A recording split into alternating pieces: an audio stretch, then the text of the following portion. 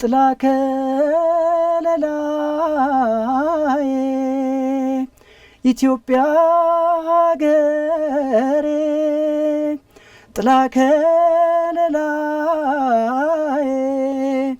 ኢትዮጵያ ሀገሬ ኩራት ይሰማኛል ካንቺ መፈጠሬ የሀገሬ ውበት እጅግ ደስ ያሰኛል ኢትዮጵያዊነቴ በጣም ያኮራኛል። እቺ ዘፈን በጣም ሲሰማኝ ዘፍናት ነበር።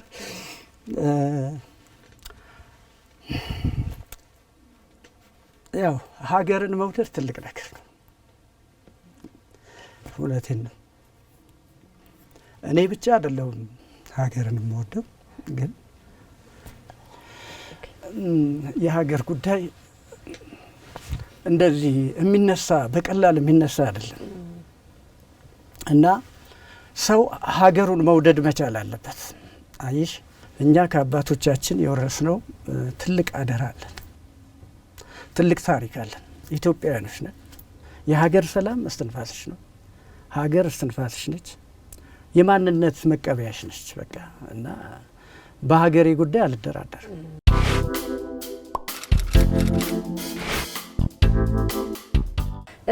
እስቲ ትንሽ ወደ ኋላ እንመለስና ስለ መከላከያ ኦርኬስትራ እናውራ። ስለ መከላከያ ኦርኬስትራ ስናወራ ደግሞ እንግዲህ የኢትዮ ኤርትራ ጦርነት የ1990 ዓመተ ምህረቱ አንዱ ነውና ከማይረሱት አይረሴ ከሆኑት ሙዚቃዎች መካከል አንዱ ከኢትዮጵያ ስንዝር መሬት አይደለ? አሁን ምናልባት ይሄንን የኔና ያንተን ቆይታ የሚያው በወቅቱ የነበሩ ሰዎች ሁሉ በእርግጠኝነት 20 ምናምን አመታትን ወደ ኋላ መጓዛቸው አይቀርም። ከኢትዮጵያ ስንዝር መሬት ይሄ ሙዚቃ መጀመሪያ ጊዜ ሻምበል አለማየሁ በትሩ ተጫውቶ እንደነበረ አስታውሳለሁ። ከዛ በኋላ የነበረው ሰፊ የውጊያውን ጊዜ ግን አማሃ ነበር ከተጫወተውና ይሄ ሙዚቃ እንደምን ወደ አንተ ሊመጣ ቻለ? ይሄ ዘፈን ወደኔ ሊመጣ የቻለው በአጋጣሚ ሻምበል አለማየሁ በትሩ ነፍሱን ይማረው በህይወት የለም። ትልቅ ግዳጅ ላይ ስለነበርን አጋጣሚ የባድመውን ጨርሰን ወደ ቡሬ ግንባር ነበር የዘመት ነው። ቡሬ ግንባር ላይ ስንደርስ ሻምበል አለማየሁ በትሩ በጣም በጠና ይታመምብናል። አጋጣሚ ሆነና ያንን ዘፈን እኔ አጥናው ተብያለሁ ውስጡ ያው እየታመሙ ስለነበር እሱ እየታመመ ስለሆነ አንተ እንድታጠና ይለኛል አለቃዬ። በዛ አጋጣሚ ያን ዘፈን እኔ ዝግጁ አድርጌዋለሁ ለግዳጅ። በኋላ አለቃችን ሻምበል አለማየሁ አንተ ስላልቻልክ ዘፈኑን አማሃ እንዲዘፍነው ይለዋል። አጋጣሚ ነፍሱን ይማር መቼም አልሰጥም ዘፈኔን አልሰጥም ይለዋል። በኋላ በዚህ አጋጣሚ አይ ግዳጅ ነው ይሄ ወታደራዊ ግዴታ ነው መስጠት አለብህ ይለዋል። ከዛ በኋላ እንደምንም ብሎ ያቅማማ ለኔ በጆሮ የጠራና አውቄ ነው ሻምበል አለማየሁ አውቄ ነው ይሄን ዘፈን አንተ የምትዘፍነው ልሰጥህም የነበረው ለአንተ ነው አደራ ሰጥቼሃለሁ አውርሻለሁ ይለኛል። እኔም ከዛ በኋላ ሰላም ተሰጣሁኝና ስለዚህ በውርስ ነው ያገኘ። በውርስ እስኪ ጥቂት እናንጎራጉራት። እሺ ኢትዮጵያ እናታችን ምን ጊዜም ናት መመኪያችን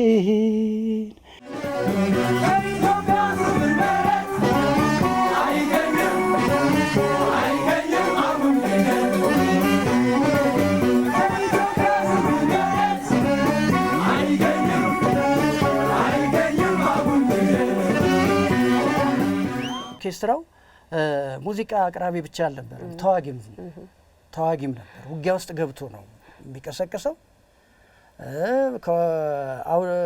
ኦርኬስትራው ከመድረኩ ባሻገር ውጊያም ላይ ተመድቦ ነበረ። ጀግና የነበረበት ኦርኬስትራ ነው እንዳጠቃላይ ኦርኬስትራው። ኢትዮጵያ እናታችን ምንጊዜም ናት መመኪያችን ሰላም ይስፈን ለሕዝቦቿ ናቸውና ድምቀቶቿ ከፍ አድርገው ወገን ሰንደቅህን የሰላሙን ዘንባባህን ይብቃ እንግዲህ የእርስ በርሱ ተገዳድሎ መካሰሱ ታሪካዊት ኢትዮጵያ ካከበርናት ነስመንያ ህብረ ብሔር ኢትዮጵያ አንድ ስንሆን ነስማርያ ጠላቶቿ በእኛ መሃል ድንበር ጥሰው እንዳይገቡ ኑ ልጆቿ በፍቅር ለሰላም ተሰባሰቡ ኑ ልጆቿ በፍቅር ለሰላም ተሰባሰቡ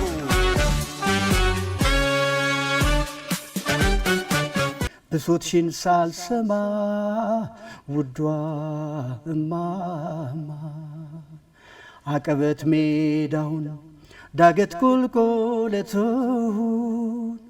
ህመሙን ስቃዩን ድካምና ሞቱን ተምሮ ሊያስተምር የደም ገድል ከፍሎ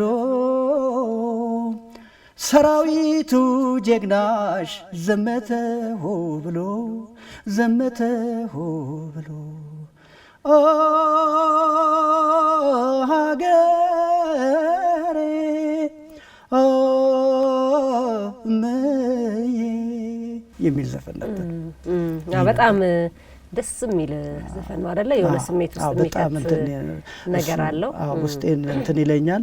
እሱም ዘፈን ከሚገርምሽ መስፍን ተሰማ የሚባል በጣም ወደው ጓደኛ ነበር። ከሱ ጋር እሱ መጀመሪያ ደረሰው፣ እሱ ሞከረው፣ ከዛ ወደ እኔ ሰጠኝ። ይህንን በማሰብ እኛ ኢትዮጵያውያኖች ነን፣ መጋጨት የለብንም። እኛ አንድ ሆነንም የኖረን ህዝቦች ነን፣ የምንኖርም ነን ወደፊት። ስለዚህ እንደ ወታደርነቴም ውትድርናው ከውስጤ አልጠፋም፣ እሳት አለ ውስጤ። ከሚገርምሽ ባይዘው የውትድርና ህይወቴን በደንብ ፍቅሬን ሳላጣጥም ነው በሰዎች ግለሰብ አለ አይደለም፣ የኔም ድክመት አለበት። ወታደር ማለት ሁሉን ችሎ የሚያልፍ ነው መሆን አለበት እንጂ ፍቅሬን ሳልጨርሰው ነው የወጣሁት። እና ውስጤ ወታደር የሆንኩ መስሎ ነው የሚሰማኝ። ወታደር በመንገድ ላይ ሲሄድ ካየሁ ወታደር እንዲነካብኝ አልፈልግም። ስለ እውነት ነው የምልሽ። ይሄ ለማስመሰል ምናምን አይደለም፣ ውስጥ ያለ እና ወኔ ይታጠቃለሁ፣ አዲስ ወኔ ወታደር ባየሁ ቁጥር ከሚገርምሽ እና ደስ ይለኛል።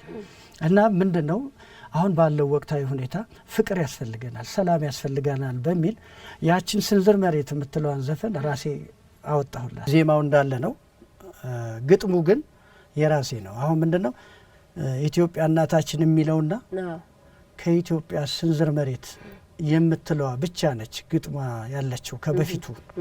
ሀገር የምትኖረው በህዝቦቿ ፍቅር፣ በህዝቦቿ ሰላም፣ በህዝቦቿ አንድነት ነው።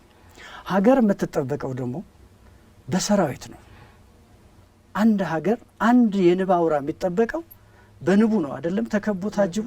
ሀገራችን ደግሞ ለሀገራችን ሰራዊት ንቧ ነው፣ ጠባቂዋ ነው፣ የድንበር አጥር ነው፣ ምሰሶ ነው፣ ዋልታና ማገር ነው፣ የማይገለጽ ነው።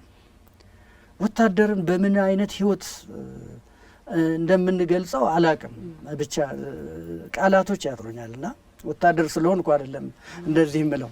ሌላው ማህበረሰብ በጣም የወታደርን ህይወት እንዲረዳውም ጭምር ስለፈለኩ ነው። ምንድነው የሚለው? ድንበር ጥሶ ለሚመጣ ይቀምሳታል የለም ጣጣ ነው የሚለው። ከዛ ልክ ድንበር ጥሶ ለሚመጣ ይቀምሳታል የለም ጣጣ፣ ላምበርክክሽ የሚላትን አላት ጀግና የሚበትን ነው የሚለው። በንስሩ አየር ኃይላችን ይጠበቃል ግድባችን ይልና ከኢትዮጵያ ስንዝር መሬት አይገኝም ባጉል ቅዠት ነው የሚለው። አየሽ ሰራዊታችን እዛ ላይ የሚያደርገውን ተጋድሎና የ24 ሰዓት ያለ እንቅልፍ እንዳይኑ ብሌን የሚጠብቀውን ግድብ እኛ ለምን ይሄን መልእክት አናስተላልፍ? ሰራዊት መስዋዕትነት ሊከፍል ነው እዛ ጋር ቁጭ ያለው። እኛ ደግሞ ደጀን ላይ ሆነን ይህንን ስሜታዊ የሆነ መልካም ስሜት ላይ የሚከት ነገር ለማህበረሰባችን ለምን አናስተላልፍም? የሰራዊቱን በጎነት በሚል ይህ ግጥም ይወለው። ኢትዮጵያ እናታችን ምን ጊዜም ናት መመኪያችን። ኢትዮጵያ እናታችን ምን ጊዜም ናት መመኪያችን።